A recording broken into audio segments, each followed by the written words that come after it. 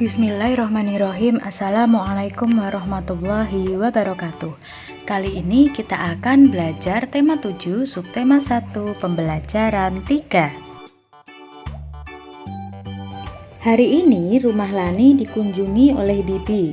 Udin, Edo, Beni, Dayu, dan Siti juga berkunjung ke rumah Lani. Mereka berkumpul di ruang makan. Bibi Lani bekerja di pabrik pengolahan makanan. Bibi menceritakan macam-macam cara mengolah bahan makanan. Bibi menunjukkan teks bacaan tentang teknologi pangan. Udin, Edo, Beni, Dayu, Siti, dan Lani membaca bersama-sama. Hasil teknologi pangan. Manusia butuh makanan terus-menerus. Bahan makanan yang diperlukan berasal dari hasil panen. Panen terjadi pada waktu tertentu saja. Oleh karena itu, dicarilah cara agar makanan dapat bertahan lebih lama.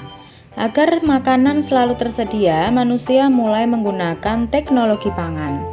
Teknologi pangan merupakan suatu cara untuk mengolah bahan makanan. Kacang kedelai dapat diolah menjadi tahu, tempe, dan susu kedelai. Mangga dan stroberi diolah menjadi manisan dan selai. Daging dapat diolah menjadi bakso, sosis, dan kornet. Teknologi pangan penting untuk menghasilkan jenis makanan baru.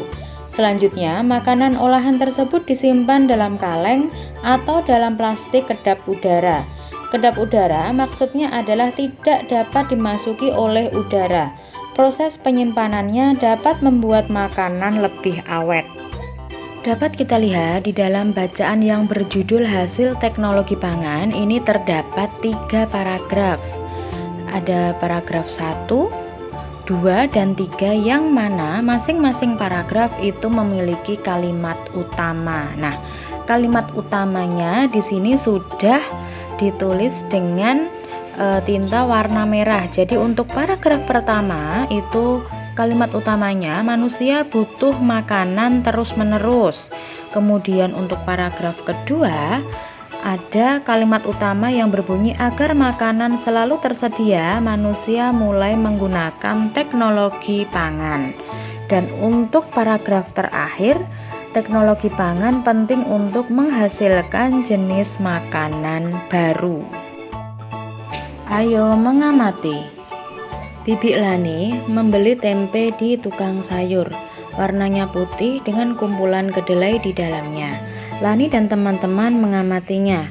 Tempe yang dibeli Bibi cukup besar. Udin mengajak teman-teman mengukur luas permukaan bidang tempe. Tempe tersebut berbentuk persegi. Udin mengukur luas tempe menggunakan potongan segitiga yang terbuat dari daun pisang. Potongan segitiga daun pisang merupakan alat ukur tidak baku. Tempe yang berbentuk persegi dapat dipotong menjadi bentuk segitiga. Coba kalian amati bentuk di bawah ini. Jadi tempe yang awalnya berbentuk persegi kemudian dibagi menjadi 2, maka diperolehlah bentuk segitiga. Nah, ketika 2 potongan segitiga disatukan, maka akan berbentuk menjadi persegi lagi. Persegi dan segitiga dapat dijadikan alat ukur luas permukaan suatu bidang. Persegi dan segitiga dapat dijadikan alat ukur luas permukaan suatu bidang. Maka jika ada 1 persegi utuh, itu nilainya 1 persegi satuan. Jika ada setengah atau separuh, maka nilainya setengah atau 1/2 persegi satuan. Jika ada 2 satuan segitiga, itu artinya adalah 1 satuan persegi. Untuk tugas kali ini, kalian mengerjakan buku paket halaman 28 pada buku tulis kalian. Bismillahirrahmanirrahim. Selanjutnya akan kita lanjutkan pada materi tema 7, subtema 1, pembelajaran 4.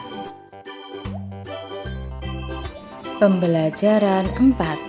Pagi ini Udin dan teman-teman bersemangat. Pakaian yang mereka kenakan berbeda dari biasanya. Pakaian mereka berwarna-warni. Semua siswa kelas 3 diminta memakai pakaian daerah. Udin memakai baju dari daerah Sunda, Edo memakai baju dari Papua, Dayu memakai pakaian adat Bali, demikian pula dengan Beni, Siti, Lani, dan yang lainnya. Mereka juga membawa makanan khas daerah. Udin membawa combro dari Sunda, Edo membawa kue sagu dari Papua, Dayu menyiapkan sate lilit dari Bali. Beni membawa panada dari Manado, Siti membawa keripik singkong dari Padang, tak ketinggalan Lani membawa kue keranjang yang merupakan makanan khas Tionghoa. Pada hari itu semua siswa tampil berbeda, satu sama lain bertukar cerita tentang daerah di Indonesia. Ternyata setiap pakaian dan makanan daerah memiliki ciri khas masing-masing. Perbedaan bukanlah hal yang harus diperdebatkan walau setiap siswa berasal dari daerah yang berbeda. Namun satu sama lain tetap saling menghargai, tidak ada yang merasa lebih baik ataupun lebih hebat. Indonesia adalah negara yang kaya dengan berbagai macam kebudayaan yang ada pada masing-masing daerah. Nah, berikut ini merupakan contoh dari pakaian adat yang ada di Indonesia. Di sini dapat kalian lihat berbagai macam bentuk pakaian adat yang ada pada masing-masing daerah di Indonesia. Ini hanya contoh kecil saja, padahal masih banyak sekali pakaian adat yang ada di Indonesia yang tersebar dari Sabang sampai Merauke. Amatilah gambar dan informasi berikut ini. Pada perayaan kemerdekaan RI ke-72 yang bertempat di Istana Merdeka, Presiden RI Joko Widodo beserta para tamu undangan mengenakan pakaian adat dari berbagai daerah di Indonesia. Walau memakai pakaian yang berbeda, setiap orang saling menghargai perbedaan tersebut. Dengan memahami perbedaan, kita telah menjaga persatuan dan keutuhan bangsa Indonesia. Bacalah teks berikut ini. Pengolahan singkong. Di daerah Sumatera Barat, singkong diolah menjadi berbagai macam makanan, mulai dari lauk pauk hingga makanan ringan. Gulai singkong, kue talam singkong, dan kacimui merupakan makanan yang biasa dibuat untuk konsumsi sehari-hari. Singkong goreng juga sering dibuat di rumah. Daya tahannya paling lama adalah 2 hari. Teknologi pangan memiliki peran penting dalam mengolah singkong. Teknologi pangan memberikan nilai lebih bagi bahan makanan hasil panen melalui berbagai cara. Tekniknya adalah melalui pengawetan, pengemasan, dan penyimpanan. Dengan demikian, singkong dapat dinikmati dalam jangka waktu lebih lama. Dengan adanya teknik pengawetan dan pengemasan bahan pangan, singkong dapat diolah menjadi berbagai jenis makanan. Singkong diolah menjadi dakak-dakak, karak kaliang, rendang singkong, dan karupuak singkong pedas. Teknik pengemasan yang baik mampu membuat makanan tersebut awet hingga 3 bulan atau lebih. Sekarang coba kalian perhatikan gambar berikut ini. Di sini ada beberapa gambar mengenai makanan dengan bahan baku singkong. Nah, di sini kita akan mencari makanan yang dihasilkan oleh teknologi pangan. Berarti, jika menggunakan teknologi pangan, maka membuat makanan tersebut awet dan tahan lama. Nah, di sini apa saja makanan yang tahan lama? Yang pertama ada karak kaliang, kemudian ada dakak-dakak, selanjutnya ada karupuak sinjai dan juga rendang singkong. Nah, keempat makanan ini dibuat dengan teknologi pangan yang membuat makanan awet. Untuk tugas kali ini, kalian mengerjakan buku paket halaman 36 pada buku tulis kalian.